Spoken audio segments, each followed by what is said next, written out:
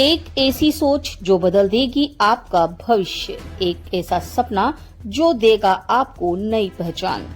आइए निशान क्लासेस के साथ कीजिए ज्वाइन अपने भविष्य को उज्जवल बनाने के लिए। हौसले की उड़ान हो तो आदमी मुश्किलों की चट्टानों को भी पार कर सकता है और आपके हौसलों को उड़ान देने का काम करेगी निशान क्लासेस। आपके लिए लेकर आई है निशान क्लासेस एक scholarship programme. Nissan's classes Kota लेकर आया है 11th के विद्यार्थियों के लिए स्कॉलरशिप योजना। इसमें कक्षा 10th की मार्कशीट के आधार पर स्कॉलरशिप दी जाएगी एवं 91% वाले बच्चों के लिए 11th और 12th 100% scholarship, it means free of cost पढ़ाया जाएगा। और 81 से 90% बच्चों के लिए फीस का 50% ऑफ रखा गया है और 70 to 80% बच्चों के लिए 2 year minimum package, fees minimum package रखा गया है। और इस वर्ष निशान क्लासेस कोटा लेकर आया है गवर्नमेंट स्कूल के प्रथम रैंकर विद्यार्थी के लिए निशान शिक्षा समर्थ योजना, जिसमें 11th और 12th की पढ़ाई बिल्कुल निःशुल्क करवाई जाएगी। तो जुड़िए साइंस, आर्ट्स, एग्रीकल्चर के विद्यार्थी निशान क्लासेस कोटा से और अपने सपनों को साकार कीजिए। Rajasthan coverage digital news SD के द्वारा कल प्राथमिकता से दिखाई गई थी खबर।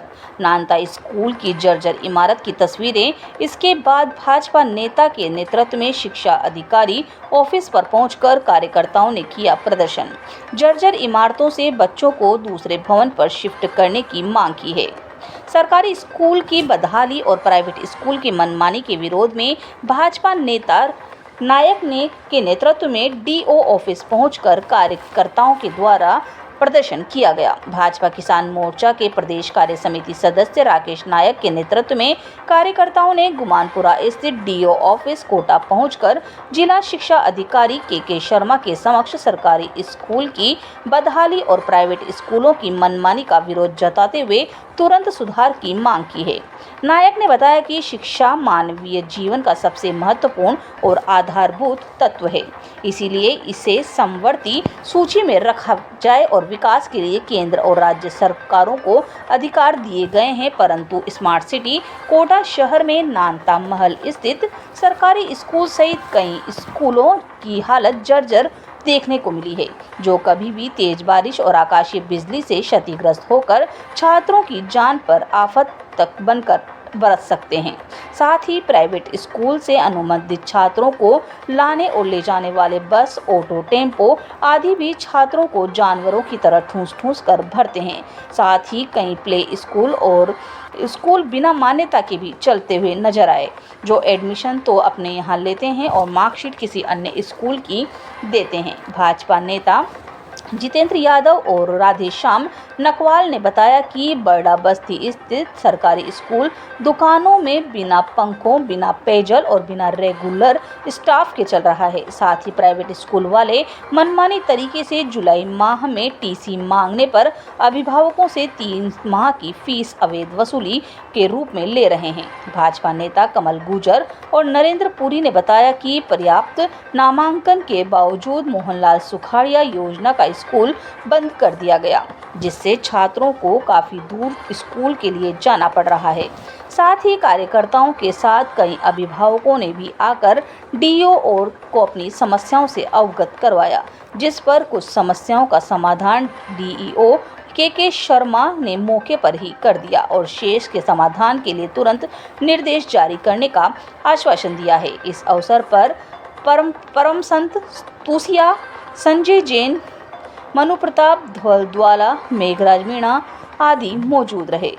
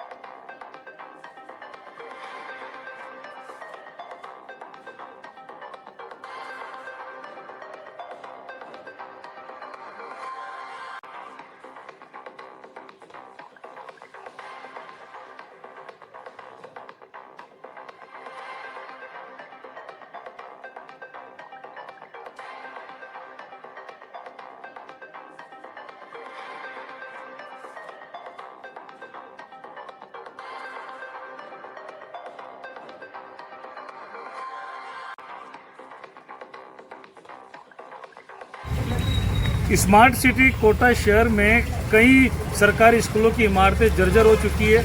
हाल ही में नानता का जो सरकारी स्कूल है वो गिरने पर आमादा है। बारिश का सीजन है, कभी भी आकाशीय बिजली से या तेज बारिश से वहाँ पर कोई जानलेवा दुर्घटना हो सकती है। कई बार प्रयास भी किए और अब तो केडीए के पास भी ये मामला पहुंच चुका है और न्यायालय में मामला पहुंच चुका है कि नानता स्कूल की जो जर्जर बिल्डिंग है इसे ठीक किया जाए या फिर किसी सुरक्षित इमारत में से शिफ्ट किया जाए।